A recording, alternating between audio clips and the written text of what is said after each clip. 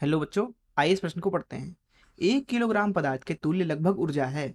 प्रथम ऑप्शन है 10 की घात 11 जूल, दूसरा ऑप्शन है 10 की घात 14 जूल, तीसरा ऑप्शन है 10 की घात 17 जूल, चौथा ऑप्शन है 10 की घात 20 जूल।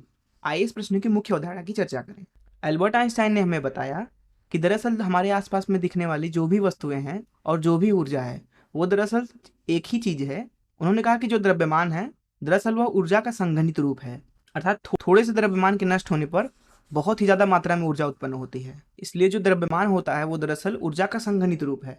उन्होंने कहा कि ऊर्जा को द्रव्यमान में और द्रव्यमान को ऊर्जा में बड़े ही आसानी से बदला जा सकता है। अगर हमें दिए गए द्रव्यमान का मान पता है तो हम उसके लिए ऊर्जा का मान निकाल सकते हैं। ई और एम के बीच में जो संबंध होता है उसको हम एल्बर्ट आइंस्टाइन के बड़े ही प्रसिद्ध समीकरण ई बराबर एम सी स्क्वायर से दे सकते हैं। अर्थात ये समीकरण दर्शाता है कि अगर आपके पास में एम द्रव्यमान है और वो पूरी तरह से ऊर्जा में बदल जाए, अगर हम मान लें कि ई ऊर्जा में, तो दरअसल ये ऊर्जा ई बराबर होगा एम सी स्क्वायर के। तो इस मुख्य अवधारणा का इस्तेमाल करके आइए इस प्रश्न को हल करें। यहाँ इस प्रश्न में बोला जा रहा है कि 1 किलोग्राम पदार्थ के तुल्य लगभग ऊर्जा है। तो अगर बात करें हम एम की, तो यहाँ पे एम का मान दिया हुआ है 1 किलोग्राम। तो अगर 1 किलोग्राम पूरी तरह से ऊर्जा में परिवर्तित होता है तो ऊर्जा का मान दिया जा सकता है एम सी स्क्वायर से।